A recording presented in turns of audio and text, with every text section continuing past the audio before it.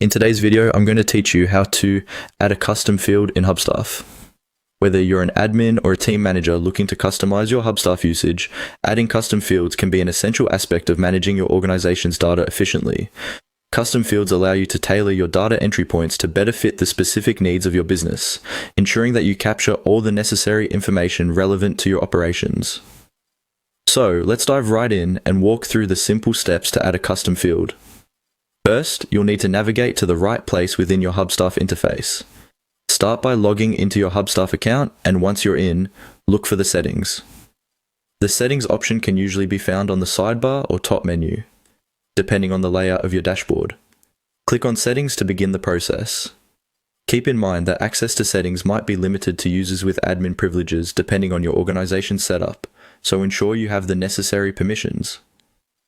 After selecting Settings, direct your attention to the Members section.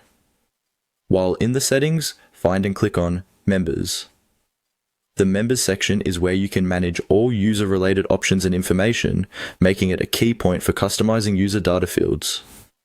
This is the hub for everything related to your team personnel, whether it's adding, editing, or customizing user information.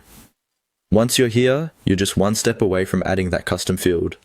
Now, within the Members section, look for the option labeled Custom Field. Click on it.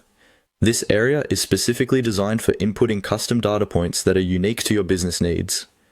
Here, you can create a custom field that will allow you to collect specific data that isn't covered by the default options provided by Hubstaff. Think about what kind of additional information you need from your team members. Perhaps project codes, special tasks, or unique identifiers. Once you've clicked into the Custom Field section, you'll have the chance to set up the custom field according to your requirements. Provide a name for your custom field, one that is intuitive and easily recognizable by anyone who might need to input or review the data. Be clear and concise. Then define the type of data that will be entered. For instance, it could be text, numbers, or a drop-down menu with selectable options, depending on your data needs. By following these steps and considering your organization's unique requirements, you'll be well on your way to utilizing custom fields in Hubstaff. It's all about making the digital workspace more efficient and tailored specifically to the unique operations of your business.